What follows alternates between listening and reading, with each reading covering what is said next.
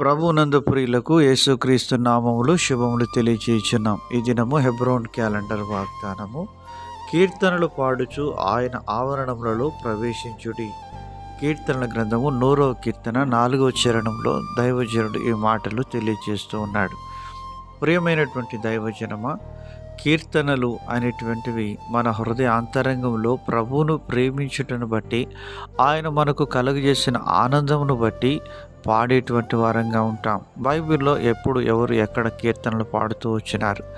నిర్గమాకాండం 14వ అధ్యాయం 15వ అధ్యాయంలో దేవుడు చేసిన అద్భుత కార్యాన్ని గుర్తించి దేవుని ప్రజలైనటువంటి ఇశ్రాయేలీయులు ఐగుప్తులో నుంచి విడుదల పొంది ఐగుప్తు సేనను దేవుడు ఎర్ర సముద్రంలో ముంచివేసినప్పుడు వారు తంబూర చేతుపూని మిరియాముతో కలిసి వారు దేవుని స్తుతిగానము చేస్తూ వచ్చినట్లుగా మనం చూడగలం. ప్రియమైనటువంటి దేవుని ప్రజలారా, కీర్తనలు ఎవరు పాడగలరు అనగా విమోచించబడినటువంటి వారే కీర్తనలు పాడగలరు.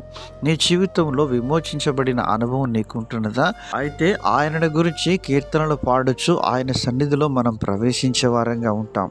ఆయన సన్నిధి అనగా ఎప్పుడు నువ్వు ప్రార్థన ఆరాధన చేయడానికి, ఆయనతో గడపడానికి ఏకాంతంగా ఆయన సన్నిధిలోనికి నువ్వు వెళ్తుంటున్నావు, అప్పుడు నీ జీవితంలో కీర్తనలు పాడేవాడుగా ఉంటావు. కీర్తనలు పాడుట అనగా దేవుడు మన హృదయంలో ఆ సంతోషాన్ని కుమ్మరిస్తూ వచ్చినాడు. పరలోకం నుంచి దేవుడు ఈ లోకానికి దిగి వచ్చినప్పుడు దేవదూతలు కూడా కీర్తిస్తూ వచ్చినట్లుగా బైబిల్ గ్రంథంలో మనం చూడగలం. ప్రియమైనటువంటి దేవుని ప్రజలారా, దేవుడు ఈ యొక్క సంతోషాన్ని పాపి అయినటువంటి మానవుని యొక్క హృదయంలో కుమ్మరించుటను బట్టి ఆ సంతోషాన్ని మనం కలిగిన వారంగా ఉంటున్నాం. దావీదు కూడా తన జీవితంలో దేవుని సంతోషాన్ని పొందుకొని ఆయనను కీర్తిస్తూ ఆరాధిస్తూ అనేక కీర్తనలు వ్రాసినట్లుగా చూస్తూ ఉంటున్నాం. యెహోవా నా కాపరి, నాకు లేమి కలగదు అని ఆయన అనేకమైన కీర్తనలు వ్రాస్తూ వచ్చినట్లుగా చూడగలం. ప్రియమైనటువంటి దేవుని ప్రజలారా, పౌలు భక్తుడు అంటున్నాడు, నేను ఆత్మతో పాడుదును మనసుతోనూ పాడుదును అంటున్నాడు. మరి మన యొక్క జీవితంలో మన ప్రాణాత్మ దేహములతో మనం దేవుణ్ణి స్తుతించి ఆరాధించబద్దులమై ఉంటున్నాం.